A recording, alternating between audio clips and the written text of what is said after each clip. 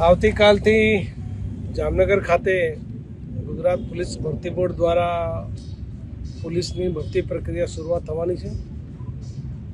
આજે ભરતી પ્રક્રિયા માટે જેટલી તમામ તૈયારીઓ છે એની સમીક્ષા કરવા માટે અહીંયા આજે તમામ અધિકારીઓ સાથે મિટિંગ રાખી છે। પોલીસ ભરતી બોર્ડની જે તમામ ગાઈડલાઇન છે એનો તમામનો અહીંયા અમલ કરવામાં આવેલો છે। ગુજરાત પોલીસની ભરતી પ્રક્રિયા ખૂબ જ નિષ્પક્ષ, તટસ્થ છે અને પ્રમાણિક છે। એને ધ્યાને રાખી તમામ પ્રકારની જે કેન્ડિડેટ્સની એન્ટ્રીથી એક્ઝિટ સુધીની તમામ પ્રક્રિયા વિડીયોગ્રાફી થશે।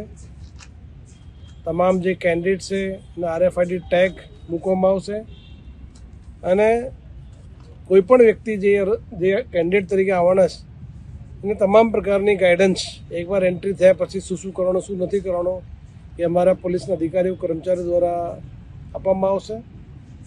સાથે સાથે જે પણ કેન્ડિડેટ આવવાના છે એ કેન્ડિડેટ્સને રોકવા માટેની પણ વ્યવસ્થાઓ જામનગર શહેરમાં અલગ અલગ એજન્સીઓ, અલગ અલગ સમાજની વાડીઓ, ધર્મશાળાઓ, પોલીસના તમામ અધિકારીઓ દ્વારા, પબ્લિકના લોકો દ્વારા ખૂબ જ મોટા પ્રમાણમાં વ્યવસ્થા કરવામાં આવેલી છે, જેથી કોઈ પણ કેન્ડિડેટ અહીં આવતો હોય તો આને ભરતી પ્રક્રિયા દરમિયાન કોઈપણ પ્રકારની અવ્યવસ્થા ના પડે અને ખૂબ સારી રીતે ભરતી પ્રક્રિયામાં ભાગ લઈ શકે એ પ્રકારની તમામ વ્યવસ્થાઓ પૂર્ણ કરવામાં આવેલી છે। ગુજરાત પોલીસ ભરતી બોર્ડની જે સૂચનાઓ છે એનો કડકાઈથી અમલ કરવા માટે તમામ અધિકારીઓને સૂચના આપવામાં આવેલી છે। તમામ લોકોને વિનંતી કરું છું કે જે ડેટમાં હોય એ ડેટમાં અહીંયા સમયસર અહીંયા રિપોર્ટિંગ કરે, જેથી કોઈપણ પ્રકારની કોઈપણ કેન્ડિડેટને મુશ્કેલી નહીં પડે।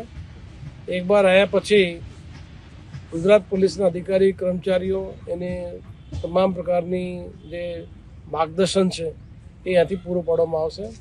આવતીકાલથી 700 કેન્ડિડેટ આવવાના છે, પછી જ્યારે સિસ્ટમ સેટ થશે એટલે 1200 કેન્ડિડેટ આવશે ને પછી દરરોજ 1600 કેન્ડિડેટ જેવા કેન્ડિડેટ્સ અહીંયા દરરોજ એ શારીરિક કસોટી થશે અને શારીરિક કસોટી માટે જે વ્યવસ્થાઓ છે, જે ચેસ્ટનું મેજરમેન્ટ હોય, રનિંગ હોય, એના માટે પણ તમામ પ્રક્રિયાઓ ખૂબ જ સરસ રીતે ઓટોમેટિક સાદો દોરો કરવામાં આવનાર છે, એટલે કોઈપણ પ્રકારનું મેન્યુઅલ ઇન્ટરવેન્શન એમાં આવવામાં આવતું નથી।